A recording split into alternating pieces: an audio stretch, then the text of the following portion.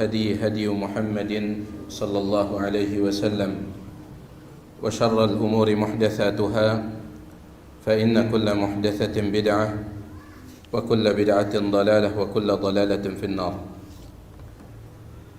Para jemaah sekalian, Bapak Ibu, ikhwan dan akhwat yang tiang hormati, alhamdulillah atas kemudahan dari Allah Subhanahu wa taala, malam hari ini kita bisa melanjutkan pembahasan sebuah tulisan singkat yang berkaitan dengan 12 kaidah mengenal bid'ah.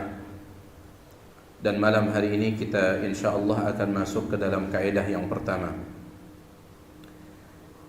Kaidah yang pertama kita ambil dari tulisannya Fadilatul Syekh Muhammad bin Husain Al-Jizani hafizahullahu ta'ala.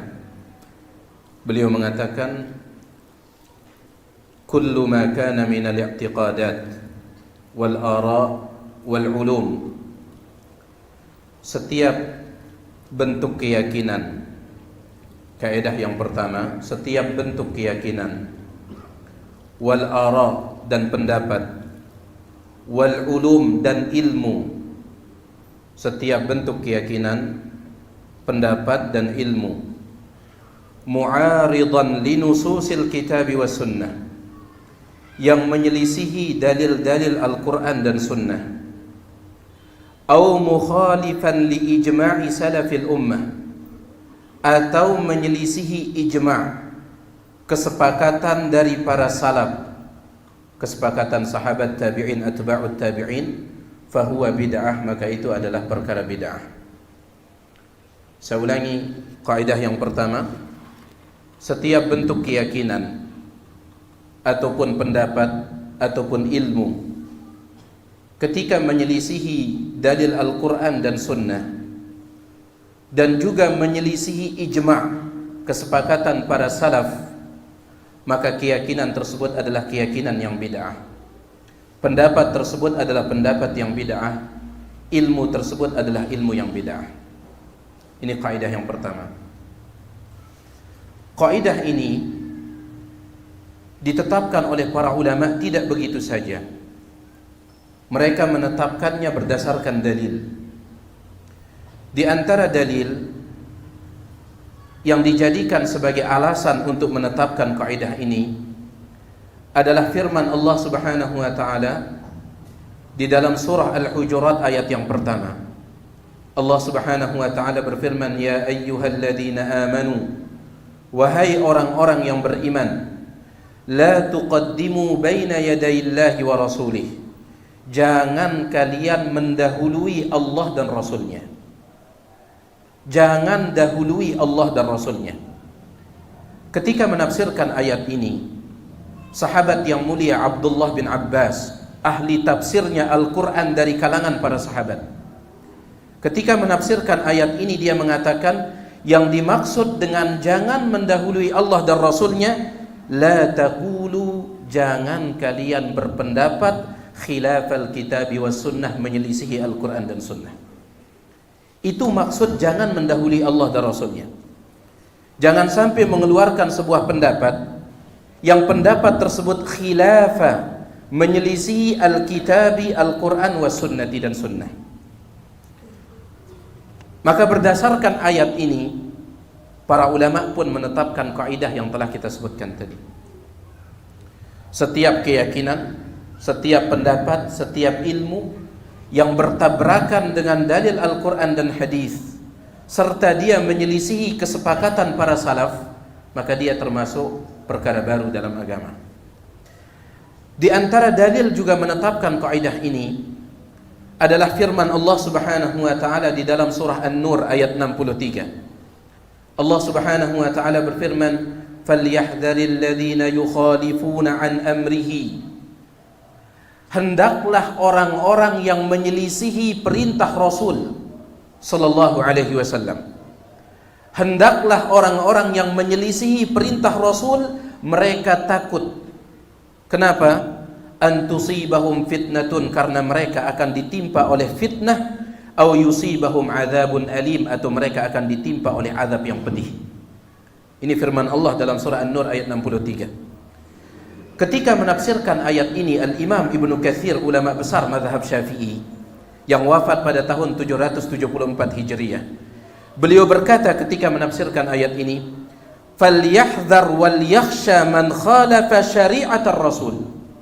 Hendaklah waspada dan takut orang yang menyelisihi syariat Rasul alaihi salatu wassalam, batinan au zahiran, baik dia menyelisihi secara batin ataupun zahir.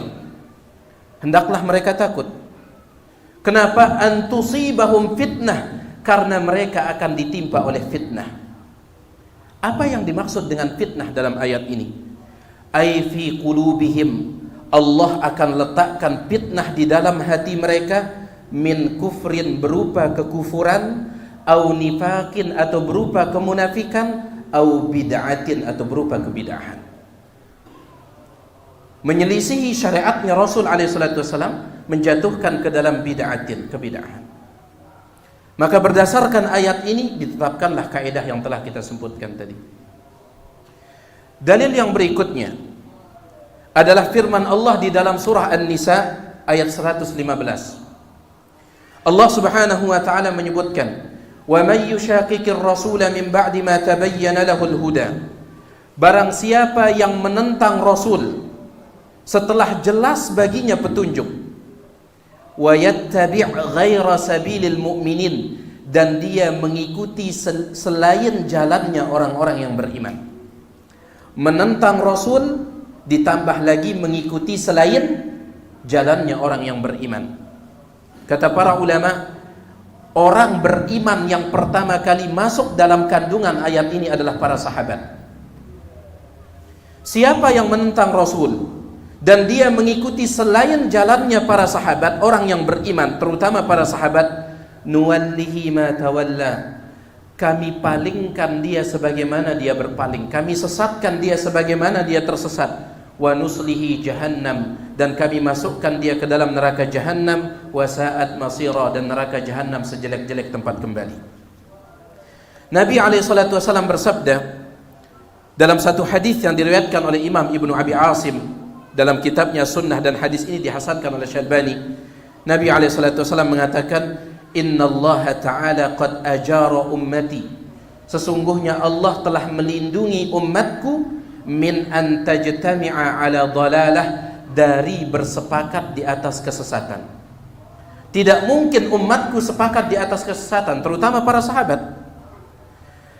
Ayat yang Tiang bacakan tadi dan hadis ini menjadi dalil, kata para ulama, tentang wajibnya mengikuti ijma' kesepakatan para salaf.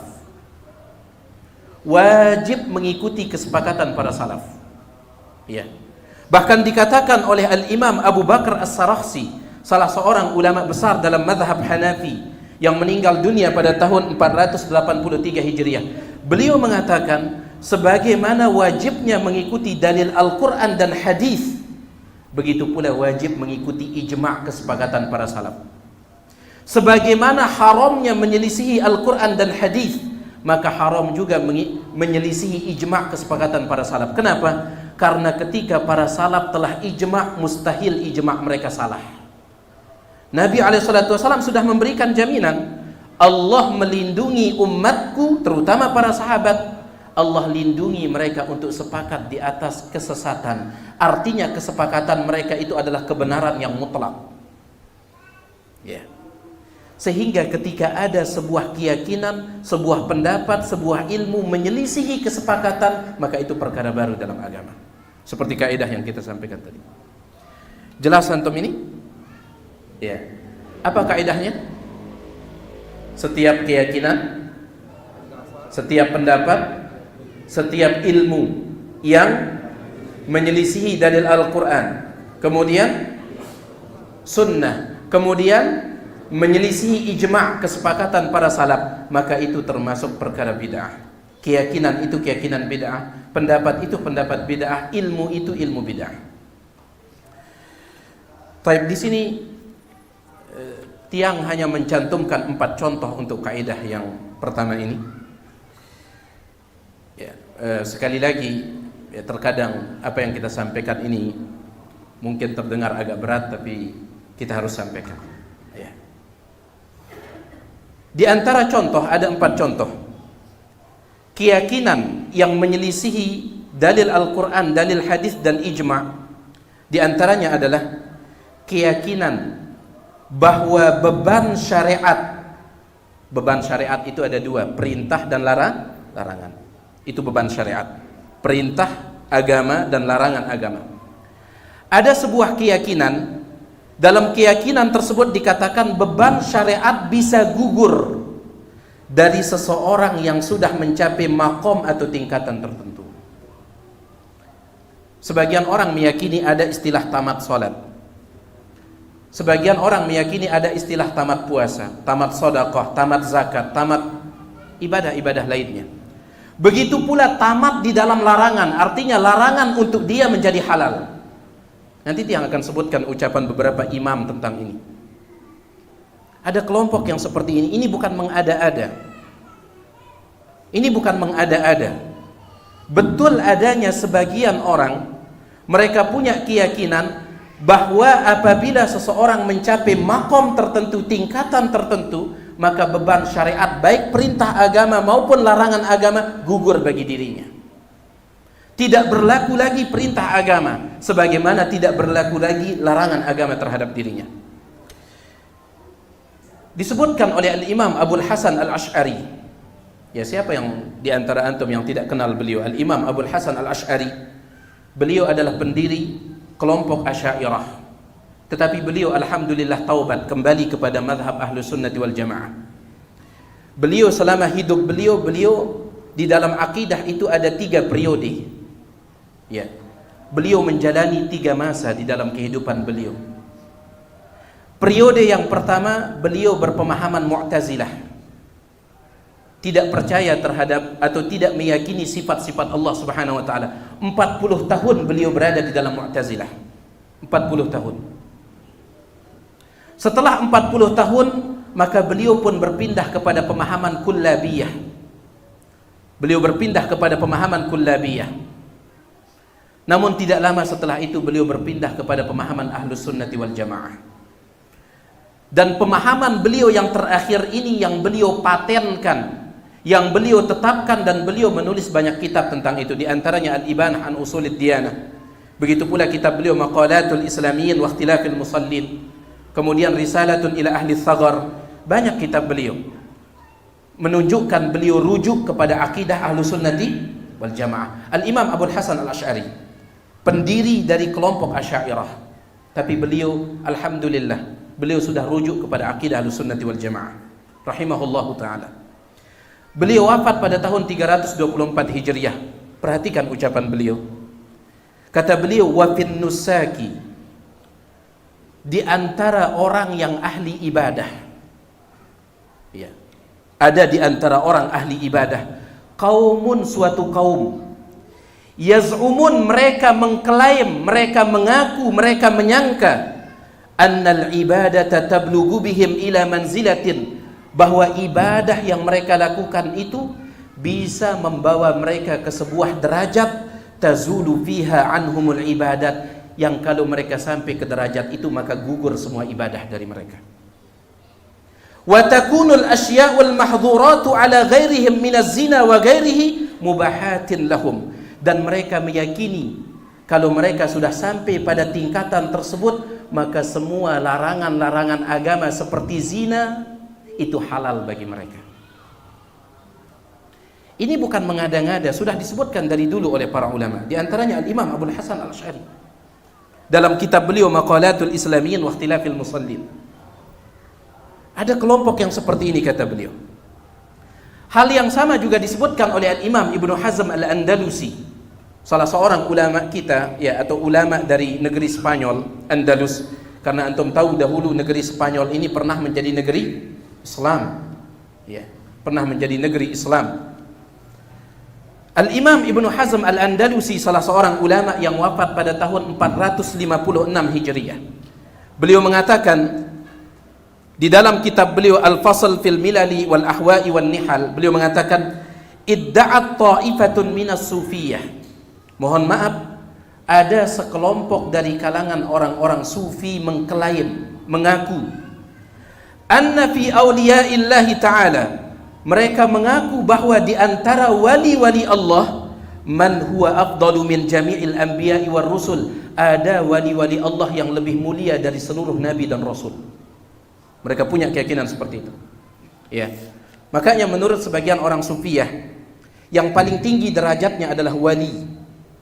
Kemudian urutan yang kedua adalah nabi, urutan yang ketiga adalah rasul. Yang paling tinggi wali, yang kedua apa? Nabi, yang ketiga rasul. Ahlus sunnati wal jamaah dibalik. Kalau ahlus sunnah yang paling tinggi rasul, nomor dua nabi, kemudian berikutnya wali. Sebagian orang sufiyah mengklaim, ya, dan itu bisa antum lihat di dalam kitab-kitab mereka.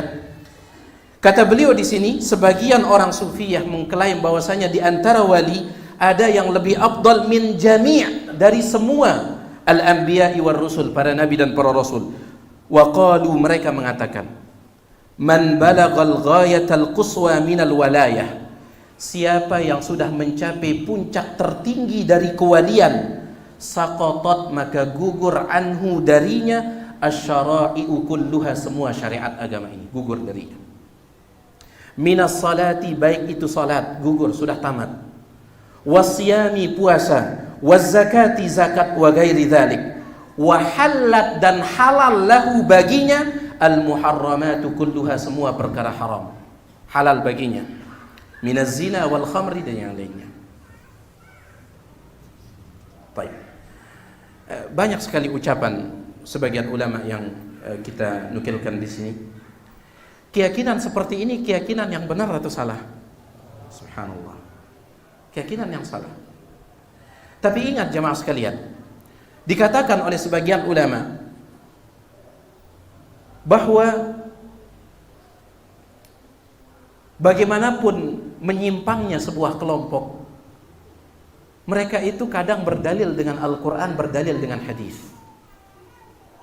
Orang-orang liberal yang mengatakan semua agama sama.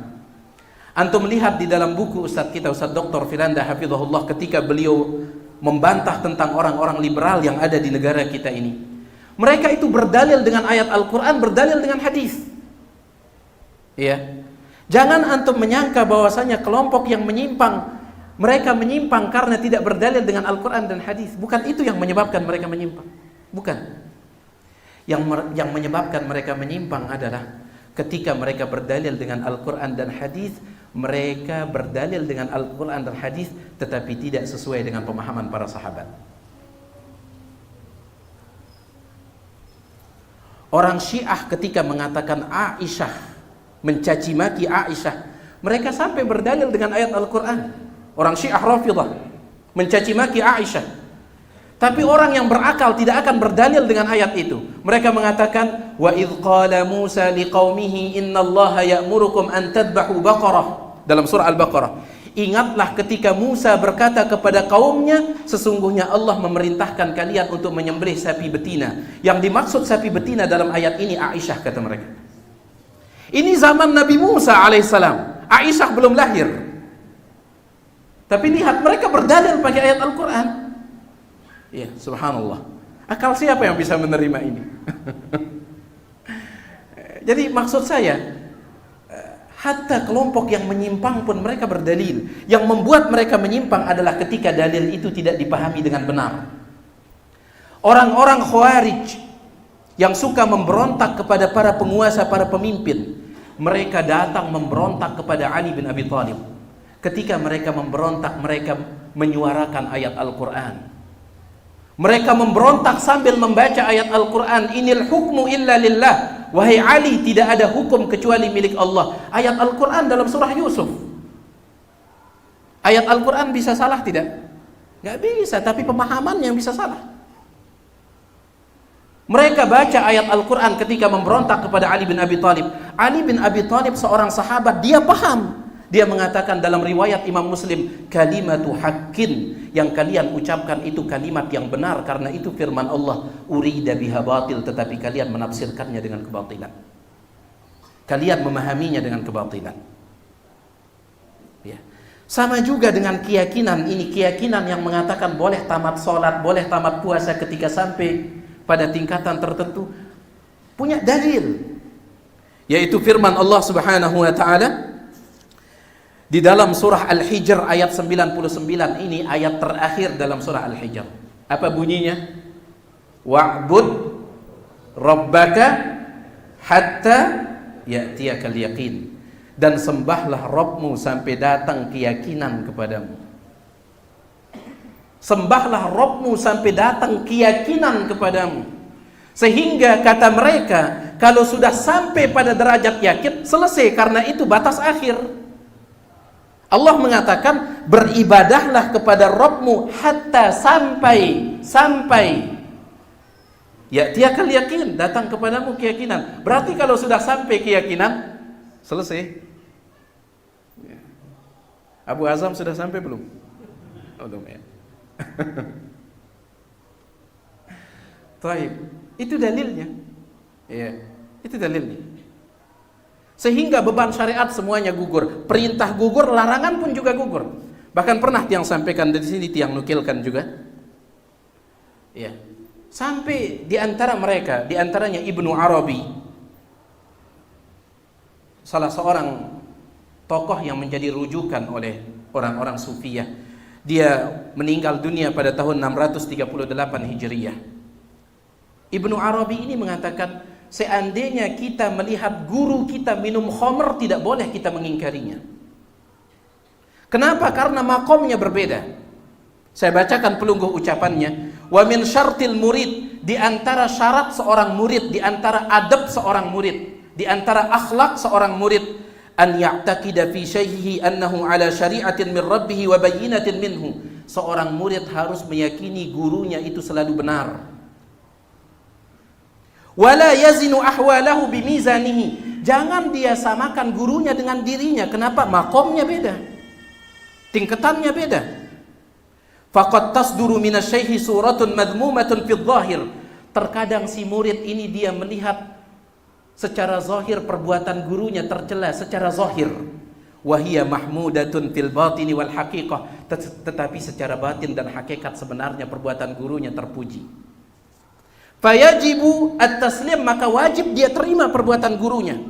Lalu dia katakan, wa kam min rajulin, betapa banyak orang-orang soleh menurut timbangan mereka yang sudah sampai makom tertentu itu. Ka'su khamrin biyadihi, gelas khamr di tangannya, gelas khamr di tangannya. Wa rafa'ahu ila fihi, kemudian dia tuangkan khamr itu ke mulutnya. Wa qallabahu Allahu fi fihi asalan, ketika khamr itu jatuh di mulutnya langsung dirubah oleh Allah menjadi madu, katanya. Ya. Jadi nggak bisa antum ingkari. Wan nadhiru yarahu syariba khamran, orang yang melihat seolah-olah melihat dia minum khamr. Wa huwa ma syariba illa asalan, padahal dia tidak minum kecuali madu. Ya. Ustaz kita, Ustaz Dr. Firanda mengatakan, kalau betul dirubah menjadi madu, kenapa teler? Baik. Subhanallah, ya. Bagaimana agama akan seperti ini? Beban syariat. Rasul alaihissalam, siapa yang lebih ma'rifat, siapa yang lebih tinggi makomnya dari Rasul alaihissalam? Siapa yang lebih tinggi? Beliau alaihissalam di beberapa hari sebelum beliau meninggal dunia, untuk keluar sholat jamaah sholat isya beliau pingsan berkali-kali. Ya.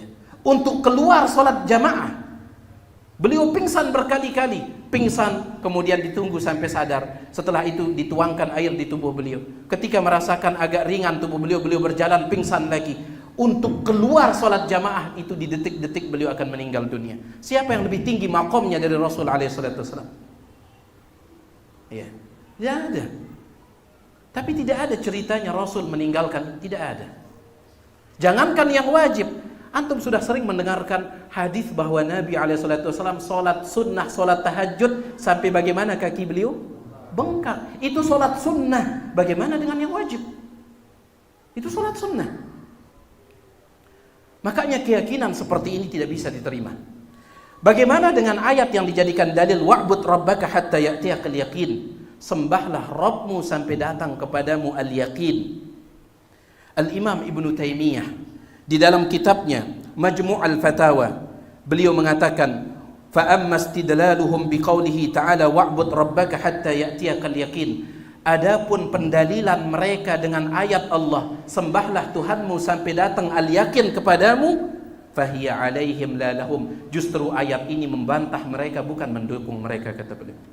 Kenapa? Wa dzalika anna al-yaqina huna, karena yang dimaksud dengan yakin dalam ayat ini al-maut adalah kematian, bittifaqi, menurut kesepakatan ulama'il muslimin, seluruh para ulama kaum muslimin. Tidak ada khilaf di kalangan ulama ahlus sunnati wal jamaah. Antum buka semua kitab tafsir tentang ayat ini, semua mengatakan al-yakin dalam ayat ini adalah al-maut, kematian. Makanya Al-Imam Al-Hasan Al-Basri mengatakan, innallaha lam yaj'al li'amalil mu'minin. Allah tidak menjadikan garis finis. Allah tidak menjadikan garis finis untuk ibadahnya orang yang beriman dunal maut, selain daripada kematian. Itu garis finis kita. Ya.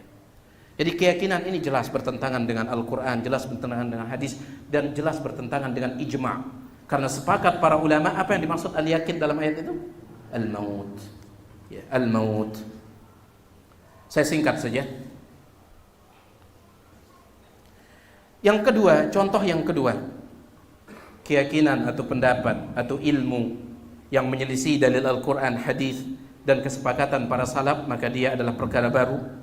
Keyakinan yang baru, pendapat yang baru, ilmu yang baru adalah keyakinan bahwa Allah di mana-mana. Keyakinan bahwa Allah di mana-mana. Allah itu di mana? Nah, Allah di mana? Di atas. Ada dua yang diyakini oleh ulama Ahlus Sunnah. Allah itu di atas, kemudian di atas itu di atas arasy. Yang pertama, Allah di atas, di atasnya itu di mana? Di atas arasy. Adapun Allah di atas, dalil yang mengatakan Allah di atas, kata Imam Ibnul Qayyim, itu mencapai 2000 dalil yang mengatakan Allah di atas. Secara umum Allah di atas itu 2000 dalil, kata Ibnul Qayyim dalam Nuniyahnya. Dia mengatakan, ya qaumana inna liqaulina alfan tadullu alaihi bal alfani, kata Ibnul Qayyim. Ya qaumana, wahai kaum kami, wahai umat Islam, inna liqaulina, sesungguhnya pendapat kami yang mengatakan Allah di atas, alfan tadullu alaihi, ada 1000 dalil yang menunjukkannya, bal alfani, bahkan 2000 dalil, kata beliau. Itu kalau Allah di atas. Adapun Allah di atas arasy, secara spesifik Allah di atas arasy, maka ayat Al-Quran ada 7 ayat yang mengatakan itu. Ayat Al-Quran ada 7 ayat. Yang pertama, antum catat ya kalau punya pulpen ya. Kalau tidak langsung antum rekam. Yang pertama dalam surah Al-A'raf ayat 54. Dalam surah Al-A'raf ayat 54. Yang kedua surah Yunus ayat 3. Mengatakan Allah di atas arasy. Tsumma stawa 'alal arsy, tsumma stawa 'alal arsy, tsumma stawa 'alal arsy. Al-A'raf 54. Yang kedua Yunus ayat 3. Yang ketiga surah Ar-Ra'd ayat 2. Ar-Ra'd ayat 2. Yang keempat surah Thaha ayat 5. Thaha ayat 5. Ar-Rahman 'alal arsy istawa. Kemudian yang kelima surah Al-Furqan ayat 59. Al-Furqan 59. Yang keenam surah As-Sajdah ayat 4. Dan yang ketujuh surah Hadid ayat 4. Surah Hadid ayat 4. Semuanya bunyinya sama. Tsumma stawa 'alal arsy, kecuali ayat yang kelima dari surah Ar-Rahman, surah At-Thaha. Kecuali ayat yang kelima dari surah Thaha, maka bunyinya berbeda. Ar-Rahmanu 'alal arsy istawa. Adapun ayat yang lain semuanya tsumma stawa 'alal arsy, tsumma stawa 'alal arsy, tsumma stawa 'alal arsy. Maka berdasarkan 7 ayat ini, kemudian juga ada hadis Nabi SAW, maka para ulama Ahlus Sunnati wal Jamaah ijma' sepakat mengatakan Allah istiwa di atas arasy, dan mereka sepakat menolak keyakinan yang mengatakan Allah di mana-mana. Sepakat. Ya, sepakat. Di antara yang menukilkan kesepakatan adalah Al-Imam Ishaq bin Rahawayh yang wafat pada tahun 238 Hijriah. Perlu perhatikan ucapan dia, ijma'u ahlil ilmi, telah menjadi kesepakatan seluruh ulama, annahu, bahwasanya Allah fauqal arsyistawa, di atas arsy beristiwa. Telah menjadi ijma' para ulama ahlu sunnah.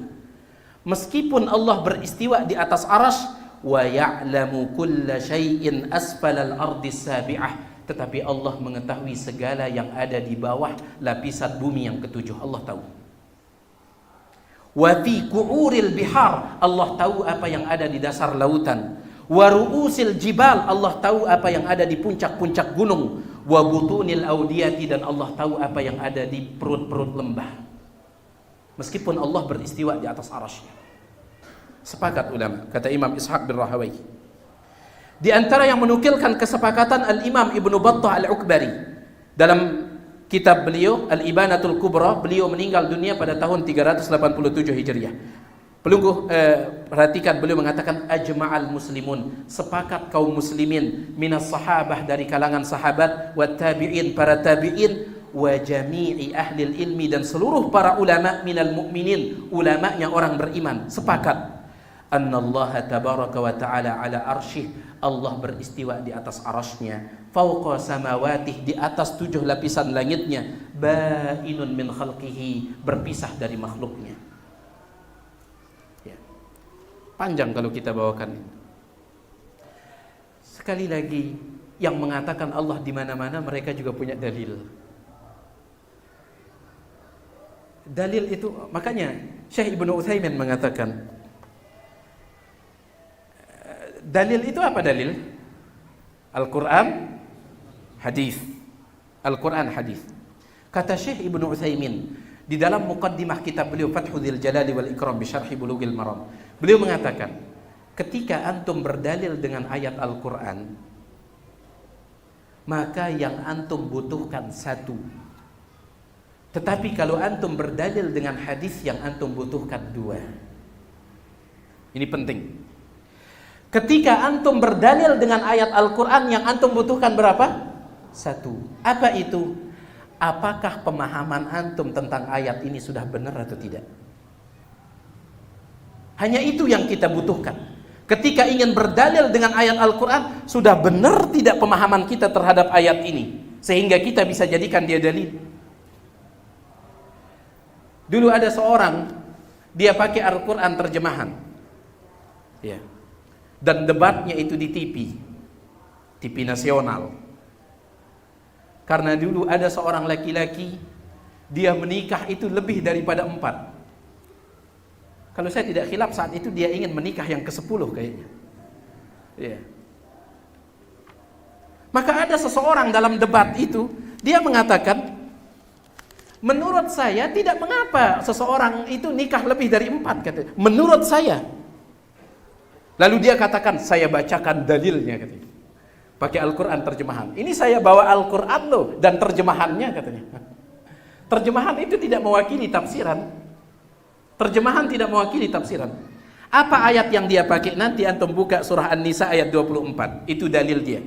Apa firman Allah? Setelah Allah menyebutkan wanita-wanita yang haram dinikahi, setelah Allah sebutkan, Allah katakan, wa uhilla lakum ma wara'a dzalikum, dan dihalalkan bagi kalian wanita-wanita selain yang diharamkan ini. Selain yang diharamkan ini halal dengan satu syarat, antabtagu bi amwalikum, selama kalian kasih mahar. Apa kata laki-laki yang pegang Al-Quran terjemahan itu? Berarti selama orang punya uang untuk jadi mahar, berapapun wanita yang ingin dia nikahi sah. Ayatnya jelas katanya. Subhanallah. Makanya kalau antum ingin berdalil pakai ayat Al-Quran, satu yang perlu diluruskan, pemahaman kita sudah tepat belum dengan ayat ini? Tidak perlu antum cek ayat ini sahih atau tidak. Perlu tidak dicek? Ini ayat ini sahih atau tidak? Enggak perlu ayat Al-Quran semuanya. Di puncak kesahihan. Baik. Tapi kalau antum berdalil dengan hadis, yang antum butuhkan dua. Yang pertama, cek dulu hadisnya sahih atau tidak. Jangan berdalil pakai hadis, tiba-tiba ujungnya maudhu, palsu. Repot. Baik. Cek dulu hadis ini sahih atau tidak. Ketika hadisnya ternyata sahih, maka cek yang kedua, pemahaman kita terhadap hadis itu sudah tepat atau tidak. Jadi orang yang mengatakan Allah di mana-mana punya dalil. Dalilnya adalah firman Allah di dalam Al-Quran, di dalam surah Al-Hadid. Allah berfirman, wa huwa ma'akum aynama kuntum, dan dia bersama kalian dimanapun kalian berada. Dia bersama kalian dimanapun kalian berada. Kemudian yang kedua, dalam surah Al-Mujadilah atau Al-Mujadalah, Allah mengatakan huwa ma'ahum, dia bersama mereka aynama kanu, dimanapun mereka berada. Ini dalilnya.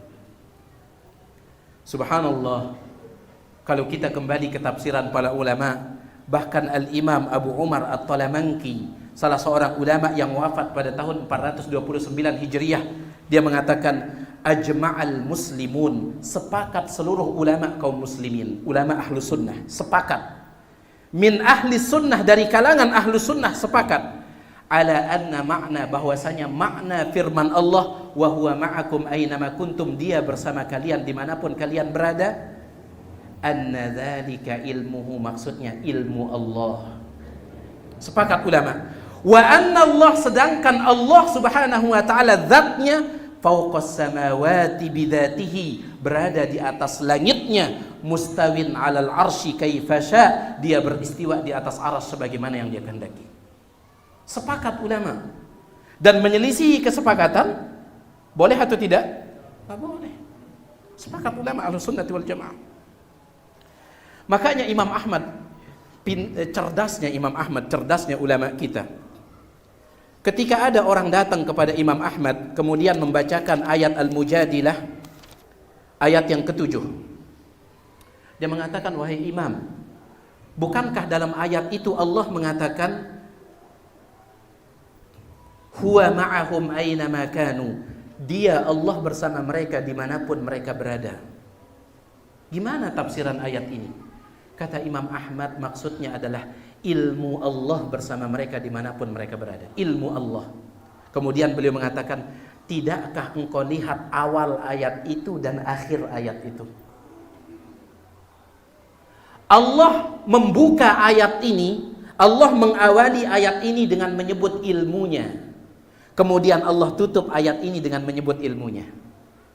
Awal ayat ini, alam tara annallaha ya'lamu ma fis samawati wa ma fil ard, tidakkah engkau melihat bahwa Allah mengilmui apa yang ada di langit dan apa yang ada di bumi. Kemudian di tengah-tengahnya baru ada huwa ma'ahum aynama kanu, dia bersama mereka dimanapun mereka berada. Kemudian Allah tutup lagi dengan mengatakan innallaha bikulli syai'in alim, sesungguhnya Allah maha mengilmui segala sesuatu. Kata Imam Ahmad, Allah buka dengan ilmunya dan Allah tutup dengan ilmunya. Berarti yang dimaksud di sini adalah ilmu Allah yang bersama kita. Sebagaimana dikatakan oleh Imam Ishaq bin Rahawai, Allah beristiwa di atas arasnya, tetapi ilmu Allah itu mengetahui apa yang ada di dasar lapisan bumi yang ketujuh. Jelas ini jemaah sekalian. Ya. Jadi harus kembali ke tafsiran para ulama, penjelasan para ulama. Gak boleh kita nafsirin sendiri, nggak boleh. Saya singkat saja ya. Ini contoh yang kedua, keyakinan yang mengatakan apa itu? Allah di mana-mana.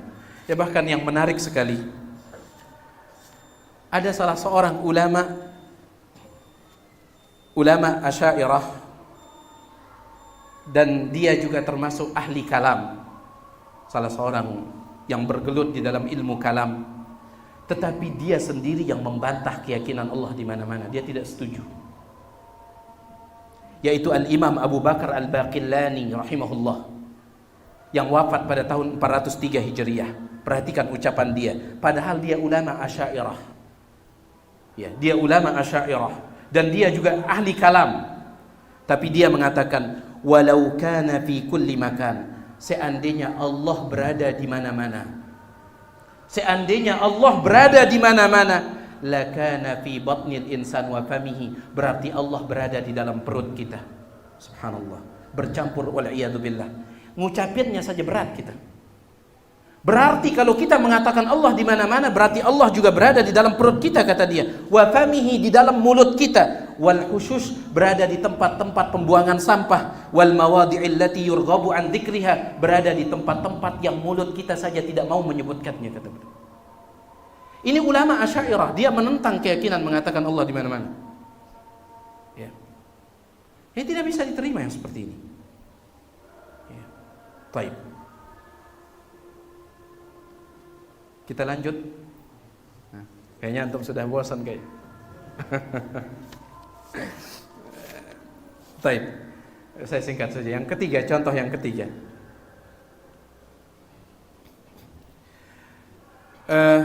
Di antara contoh kaidah ini, pendapat yang mengatakan Al-Quran makhluk. Pendapat yang mengatakan Al-Quran makhluk. Saya singkat saja. Pendapat ini merupakan pendapat bid'ah. Ya. Dan pendapat ini merupakan sumber dari segala kesesatan. Mengatakan Al-Quran makhluk, sumber dari segala kesesatan. Ya. Kenapa? Disebutkan oleh Ustadzuna Al-Fadil Ustadz Dr. Firanda hafizahullah ta'ala. Ketika seseorang, landasan agama kita itu apa?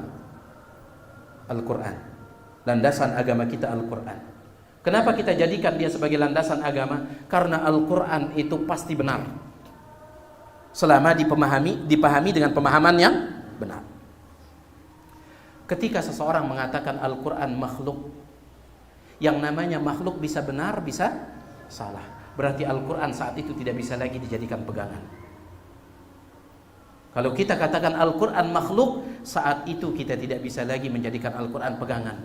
Ketika ada orang melakukan riba, kita bawakan ayat Al-Quran, dia katakan itu kan ayat Al-Quran. Ayat Al-Quran makhluk, bisa benar, bisa salah. Ketika ada orang melakukan zina, kita bawakan ayat Al-Quran, wala taqrabuz zina. Oh, itu kan Al-Quran makhluk, bisa benar, bisa salah. Semua penyimpangan akhirnya terjadi. Ya. Makanya para ulama sangat memahami masalah ini. Gencarnya pemahaman Al-Quran itu makhluk, gencarnya itu di zamannya Imam Ahmad rahimahullah. Beliau mati-matian membelanya. Membela keyakinan Al-Quran kalamullah dan bukan makhluk. Ya, beliau mati-matian sampai dikatakan oleh sebagian ulama, Allah Subhanahu wa taala menjadikan agama Islam ini tegak melalui perantara dua orang setelah Rasul alaihi salatu wasallam. Yang pertama adalah Abu Bakar As-Siddiq radhiyallahu taala anhu. Ketika Nabi SAW meninggal dunia dan banyak yang murtad pada saat itu, maka berdiri Abu Bakar dengan gagahnya. Ya, ini yang pertama. Kemudian yang kedua, Imam Ahmad bin Hanbal rahimahullah di zaman fitnah yang mengatakan Al-Quran makhluk. Sendirian Imam Ahmad rahimahullah. Ya. Kokoh meskipun disiksa, meskipun dicambuk dan seterusnya. Beliau bertahan mengatakan Al-Quran itu makhluk atau Al-Quran kalamullah. Al-Quran kalamullah dan bukan makhluk. Dalilnya dari Al-Quran banyak, kemudian juga kesepakatan. Saya bacakan satu saja. Salah seorang ulama tabi'in yang bernama Amr bin Dinar al-Makki, yang wafat pada tahun 126 Hijriah. Dia bertemu dengan banyak para sahabat. Dia mengatakan, adraktun nas, saya telah berjumpa dengan banyak manusia, maksudnya sahabat. Mundu sab'ina sanatan, semenjak 70 tahun. Kulluhum yaqulun, semua sahabat mengatakan, Allahu jalla ismuhu, Allah itu maha mulia namanya. Al-Khaliq, Allah maha pencipta. Wa ma siwahu makhluk, selain Allah adalah makhluk. Allah maha pencipta, selain Allah adalah makhluk. Illal Qur'ana, kecuali Al-Quran. Fa innahu kalamullahi ta'ala, maka Al-Quran kalamullah ta'ala, bukan makhluk. Semua sahabat yang saya jumpai mengatakan seperti itu. Ini ijma'. Ya. Dan ada satu kisah menarik disebutkan oleh Imam Ibnu Abi Ya'la dalam kitab Tabaqat Al-Hanabilah yang cantumkan di sini. Imam Ahmad ketika beliau di penjara gara-gara mengatakan Al-Quran kalamullah, tidak mau mengatakan Al-Quran makhluk. Di masa Khalifah Al-Mu'tasim, Imam Ahmad dipanggil. Ya, dipanggil Imam Ahmad ini oleh Khalifah Mu'tasim. Kemudian Khalifah Mu'tasim mengatakan, gimana kabarmu hai Ahmad di penjara? Gimana kabarmu di penjara? Kata Imam Ahmad, alhamdulillah, alhamdulillah baik-baik saja, kata Imam Ahmad. Tapi tadi malam saya melihat sebuah keanehan. Itu kata dia. Tadi malam saya melihat sebuah keanehan. Kata Khalifah Mu'tasim, apa keanehan yang engkau lihat wahai Ahmad? Kata dia, tadi malam, kata Imam Ahmad, tadi malam di tengah malamnya saya bangun salat tahajud. 2 rakaat yang pertama, rakaat pertamanya saya membaca Al-Fatihah, kemudian saya lanjutkan dengan Qul a'udzu birabbil falaq.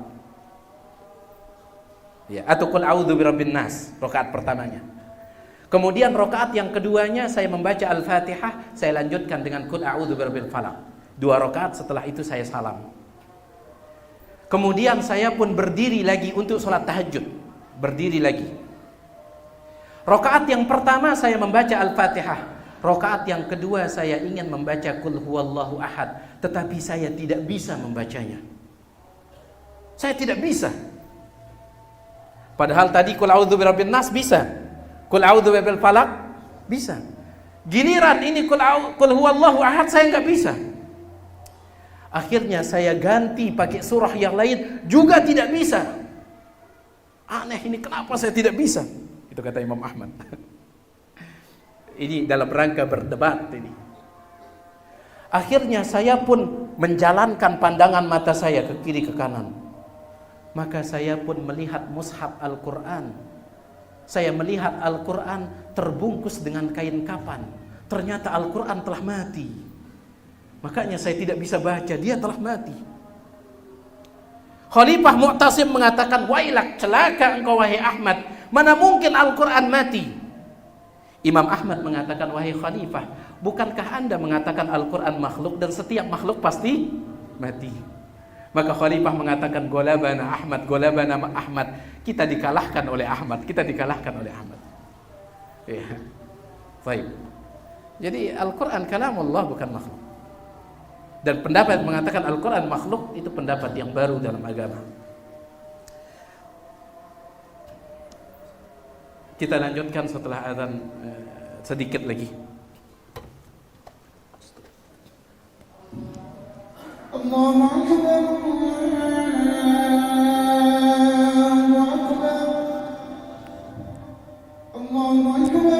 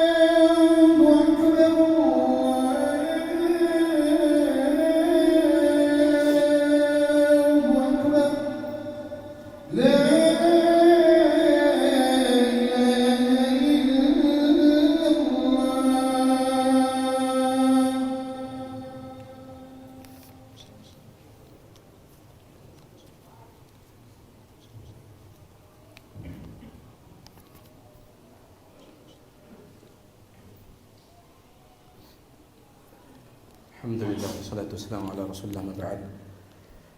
Izin melanjutkan sedikit saja satu contoh lagi yang berkaitan dengan kaidah ini. Kaidahnya mengatakan setiap keyakinan, setiap pendapat dan setiap ilmu yang menyelisihi dalil Al-Quran, hadis dan ijma' kesepakatan para salaf, maka itu adalah keyakinan yang baru, pendapat yang baru dan juga ilmu yang baru. Adapun contoh ilmu adalah ilmu kalam. Contoh ilmu adalah ilmu kalam. Ilmu kalam disebutkan oleh Al-Imam Ibnu Khaldun dalam muqaddimahnya atau dalam tarikhnya. Beliau mengatakan yang dimaksud dengan ilmu kalam adalah mempelajari akidah dan pokok-pokok keimanan berdasarkan dalil-dalil akal. Itu nama ilmu kalam. Menjadikan akal sebagai landasan utama. Ya, bahkan seandainya dalil Al-Quran dan hadis bertentangan dengan akal, maka yang dimenangkan adalah akal. Itu dalam ilmu kalam. Dan itu disebutkan oleh Az-Zamakhsyari, ya, penulis dari kitab Tafsir Al-Kasyaf. Dia mengatakan bahwasanya al-qanun alladhi yustanadu ilaih, undang-undang di dalam agama yang bisa dijadikan landasan, kata Al-Imam Az-Zamakhsyari, beliau terpengaruh dengan ilmu kalam. Undang-undang yang dijadikan patokan di dalam agama itu adalah as-sunnah, sunnah, wal ijma' dan kesepakatan ulama, wal qiyas dan qiyas. Sampai di sini terdengar indah ucapan ini. Dia katakan undang-undang yang dijadikan patokan dalam agama adalah sunnah, hadis, kemudian ijma', kemudian qiyas. Tetapi lanjutkan ucapan dia mengatakan ba'da adillatil aqli, tetapi semuanya setelah dalil akal. Semuanya setelah dalil akal. Ya, berarti apa yang pertama? Akal. Dan itu juga yang disebutkan oleh Al-Imam Fakhruddin Ar-Razi rahimahullah. Ya, beliau ini terpengaruh dengan ilmu kalam. Tapi alhamdulillah beliau bertaubat, kata Imam Ibnu Taimiyah. Beliau merujuk ke akidah Ahlussunnati wal Jamaah di penghujung kehidupan beliau, Imam Fakhruddin Ar-Razi. Bahkan saking jauhnya beliau melenceng pada saat itu, sampai beliau membolehkan untuk mempelajari sihir. Al-Imam Fakhruddin Ar-Razi sampai beliau membolehkan mempelajari sihir. Tapi kata Imam Ibnu Taimiyah, begitu pula Imam Ibnu Abil Izz Hanafi dalam kitab, beliau bertaubat di penghujung hidup beliau, Imam Fakhruddin Ar-Razi. Ketika dia masih bergelut dengan ilmu kalam, dia mengatakan al-aqlu aslun naqli, akal merupakan pondasi dari dalil. Fa idza jaa an-naqlu, apabila datang dalil Al-Qur'an, datang dalil Al-Qur'an dan dalil hadis, yukhalifu muqtadal aqli, bertentangan dengan dalil akal. Datang ayat Al-Quran, datang hadis tetapi bertentangan dengan dalil akal, qaddamnal aqla, maka kita menangkan akal, kata dia. Kita menangkan akal. Inilah dia ilmu kalam. Ya. Imam Malik rahimahullahu ta'ala, beliau mengatakan, seandainya akal yang menjadi patokan, kata beliau, di dalam beragama, tolong beritahukan kepadaku, kata Imam Malik, akal siapa yang akan kita jadikan patokan. Kalau memang akal yang jadi patokan dalam beragama, akal siapa? Sedangkan level akal ini berbeda. Akan berbeda agama kita kalau seandainya akal yang jadi patokan. Tapi ketika ayat Al-Quran jadi patokan, satu. Ketika hadis Nabi jadi patokan, satu. Ketika ijma' para sahabat jadi patokan, satu. Tapi kalau akal, kata Imam Malik, ya laita syi'ri bi ayyi aqlin yuzanul kitab wa sunnah, beritahukan kepadaku akal siapa yang kita gunakan menimbang Al-Quran dan sunnah ini. Kalau akal yang jadi patokan. Dan itu dia ilmu kalam. Makanya tiang bawakan satu ucapan saja, ya, ada beberapa ucapan tapi saya tiang bacakan satu saja. Kata Al-Imam Al-Baghawi rahimahullah dalam kitab beliau Syarhus Sunnah, beliau ulama yang wafat pada tahun 516 Hijriyah, beliau mengatakan wattafaqa ulama'us salaf, sepakat para ulama salaf, min ahli sunnah, dari kalangan ahlu sunnah, ala nahyi anil jidali wal khusumati fi sifat. Mereka sepakat untuk melarang berbantah-bantahan di dalam sifat-sifat Allah. Wa 'ala zajri, dan mereka juga sepakat melarang, memperingatkan anil khawdi fi ilmil kalam wa ta'allumihi, yaitu masuk ke dalam ilmu kalam dan mempelajarinya. Mereka sepakat melarang itu. Ya, mereka sepakat melarang masuk ke dalam ilmu kalam dan mempelajarinya. Ya, cukup ilmu Al-Quran dan hadis. Makanya Imam Syafi'i ketika bertanya kepada Imam Malik, guru beliau, Imam Syafi'i bertanya kepada Imam Malik, beliau mengatakan, boleh tidak belajar tauhid pakai ilmu kalam? Boleh tidak belajar akidah pakai ilmu kalam? Maka Imam Malik mengatakan, muhalun an yuzanna bin Nabi sallallahu alaihi wasallam annahu yu'allimu ummatahu al-istinja wa la yu'allimuhum at-tauhid wal aqidah. Wahai muridku, wahai Imam Syafi'i, kata Imam Malik, mustahil Nabi SAW mengajarkan umatnya tentang tata cara istinja, kemudian beliau tidak mengajarkan mereka masalah tauhid dan akidah. Mustahil. Kenapa engkau harus belajar akidah pakai ilmu kalam? Kenapa tidak belajar dari Nabi SAW pakai sunnah Nabi?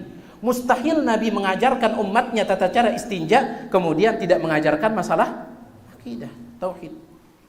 Ada tidak diajarkan tata cara istinja? Lengkap diajarkan oleh Rasul SAW. Masa masalah akidah dan tauhid tidak diajarkan? Kenapa engkau harus mempelajarinya pakai ilmu kalam? Kata beliau. Ini ucapan Imam Malik kepada sang murid Al-Imam Syafi'i rahimahullahu al-jami'. Inilah dia kaidah yang pertama. Ya, sebelum kita tutup, apa kaidahnya? Setiap keyakinan, setiap pendapat, setiap ilmu yang menyelisihi dalil Al-Quran dan hadis dan menyelisihi ijma' kesepakatan para salaf, maka dia adalah termasuk keyakinan yang baru, pendapat yang baru, dan ilmu yang baru, ya, yang tidak dikenal di dalam Islam. Wallahu ta'ala a'lam wa alam. Yang maaf atas segala kurangan, mudah-mudahan yang sedikit ini bermanfaat. Di sini ada pertanyaan di luar pembahasan. Kata beliau, teman saya bekerja di kapal tanker. Betul? Tanker namanya? Teman saya bekerja di kapal tanker. Dia punya kapten, orang di luar Islam. Setiap dia mau sholat, dia dilarang oleh atasannya. Apakah boleh dia berbohong supaya dia bisa sholat dengan sembunyi? Ya. Ya, kalau saya pribadi lebih baik out saja. Man taraka syai'an lillah awadahu Allah khairan. Atau setidaknya dia jelaskan kepada atasannya. Setidaknya jelaskan. Katakan bahwasanya ini kewajiban beragama, kewajiban saya di dalam agama. Katakan seperti itu. Ya. Ada sebagian atasan itu meskipun dia berada di luar Islam, tapi ketika dijelaskan oleh karyawannya yang muslim, ada sebagian mereka yang memaklumi. Dan saya mengenal beberapa orang dari jamaah kita dulu ketika tiang berada di luar. Mereka cerita, atasan mereka itu orang di luar Islam. Tapi dikasih tahu, Pak, saya minta izin kalau setiap tiba waktu sholat, maka itu kewajiban kami sebagai umat Islam. Saya minta izin untuk sholat. Apa kata dia? Justru ketika tiba waktu sholat dan tidak terdengar azan, bos saya ini ngingetin. Itu kata dia. Bos saya ini yang ngingetin. Kamu tidak sholat? Itu kata bosnya. Jadi maksud saya coba disampaikan dulu. Ya, coba disampaikan dulu. Baik. Kalau sudah disampaikan kemudian tetap dilarang, maka ingat, yang paling berharga dalam hidup kita ini agama ini. Yang paling berharga dalam hidup ini agama ini. Apa artinya dunia yang kita dapatkan kalau sholat tidak bisa? Antum ingat, Nabi SAW mengatakan tujuan Allah menurunkan harta adalah untuk menegakkan sholat. Allah Subhanahu wa ta'ala, Nabi SAW bersabda, innallaha anzalal mal, sesungguhnya Allah menurunkan harta liiqamis sholat, supaya sholat tegak. Bukan mencari harta sambil meninggalkan sholat. Bukan. Tujuan Allah nurunkan harta ini supaya sholat tetap tegak. Bukan sebaliknya, nyari harta sampai meninggalkan sholat. Ya. Sampaikan dulu kepada atasannya. Ya, mudah-mudahan dia mau memaklumi. Ya. Wallahu ta'ala a'lam wa a'lam.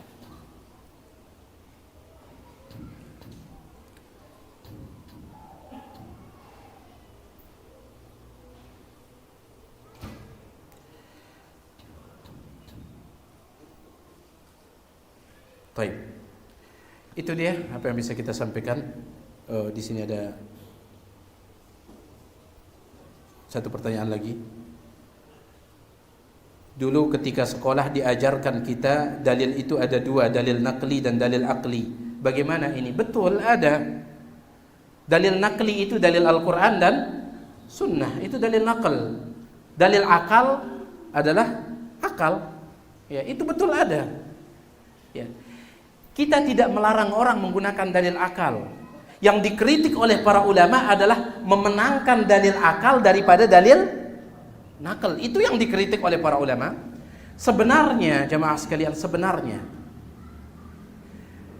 dalil nakal Al-Quran dan hadis itu tidak akan bertentangan dengan dalil akal selama akal orang itu masih sehat, belum dipengaruhi oleh syubhat-syubhat. Ya, belum dipengaruhi oleh syubhat-syubhat. Kalau antum kemarin kita sempat daurah bersama Ustadz kita, Ustadz Dr. Firanda, beliau yang mengisi daurah, membahas buku beliau. Di saat itu beliau menjelaskan tentang ilmu kalam. Subhanallah, ketika ulama ahli kalam ingin menetapkan keberadaan Allah, Allah itu ada atau tidak? Kita yakin Allah ada. Tapi ulama ahli kalam ketika mereka ingin menetapkan Allah ada itu ribetnya luar biasa. Ribet luar biasa.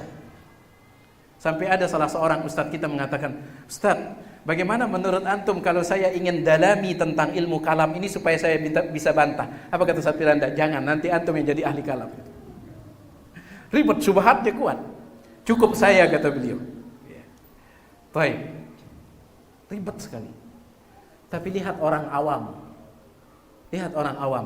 Disebutkan oleh Syekh Ibnu Utsaimin, dahulu A'rabi, orang Arab Badui. Orang Arab Badui. Ya. Orang Arab Badui yang tinggal di jauh dari peradaban. Ketika ditanya, "Bagaimana engkau mengetahui Allah itu ada?" Kata dia, ini sebagai gambaran saja, bukan berarti menyamakan Allah. Dia mengatakan, "Al-ba'rah tadullu 'alal ba'ir." Kotoran onta menunjukkan adanya onta. Engkau ada sebagai makhluk menunjukkan adanya pencipta. Simple, sederhana. Arab Badui. Kenapa? Karena dalil nakal selama akal seseorang belum terkotori oleh syubhat-syubhat, dia akan sejalan. Pernah saya sampaikan kepada antum kisahnya Imam Abu Hanifah yang berdebat dengan satu kelompok namanya kelompok Sumaniyah. Kelompok ini berasal dari India dan mereka kelompok ateis. Disebutkan oleh Syekh Ibnu Utsaimin di dalam syarah Al-Aqidah Al-Wasithiyah. Kelompok Sumaniyah ini mengatakan tidak ada Tuhan. Alam semesta ini berjalan dengan sendirinya, tidak ada yang menjalankannya, tidak ada yang mengaturnya. Itu kata dia, tidak ada Tuhan.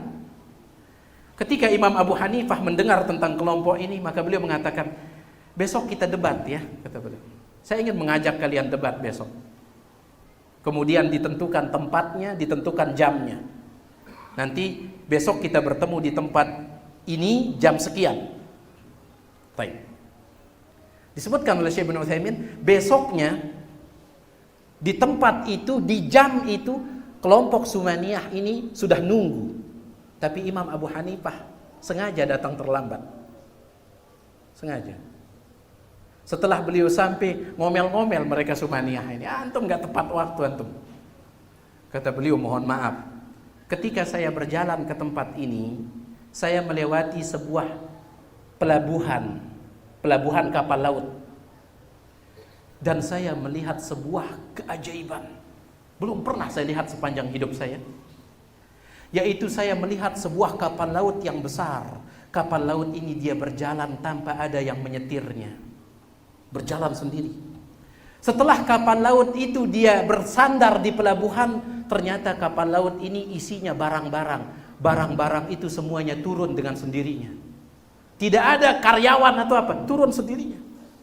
Setelah semua barang ini turun dengan sendirinya, dia menyusun dengan sendirinya, saling ronjok dengan sendirinya.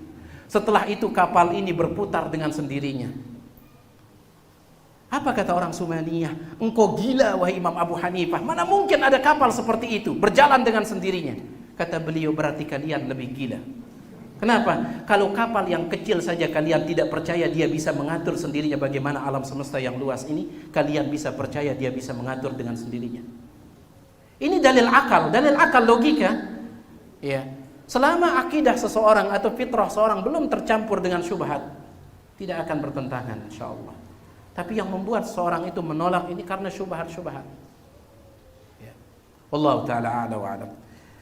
Minta maaf atas segala kurangan, mudah-mudahan yang sedikit. Kullabiyah ini masih berkaitan dengan sifat-sifat Allah Subhanahu wa taala. Mereka mengingkari sebagian sifat, atau mereka tidak menetapkan, ya bahasanya, tidak menetapkan sebagian sifat. Ya. Ada beberapa kelompok yang terkait dengan masalah sifat Allah Subhanahu wa taala, di antaranya kelompok kullabiyah, tapi dikatakan oleh para ulama kullabiyah ini lebih dekat kepada ahlu sunnah, cuman bukan ahlu sunnah, cuman lebih dekat. Ya. Karena yang mereka tidak tetapkan itu sifat yang mereka tolak itu tidak terlalu banyak. Ya, makanya Imam Abul Hasan pindah ke mereka. Namun pada akhirnya beliau pindah ke pendapat Ahlus Sunnati wal Jamaah. Subhanakallahumma wa bihamdik asyhadu an la ilaha illa anta astaghfiruka wa atubu ilaik. Assalamualaikum warahmatullahi wabarakatuh.